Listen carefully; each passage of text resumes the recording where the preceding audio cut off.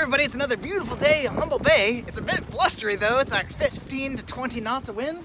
We've got 4 boats out sailing today for this fog race. Looks like it's gonna be a beautiful sunset, and everybody's got reefs in their sails. Well, except for Kurt there. Even Ed has a reef in his sail. We'll see how things go. Who knows? It might be like last week and it just dies. So, let's see what we can get.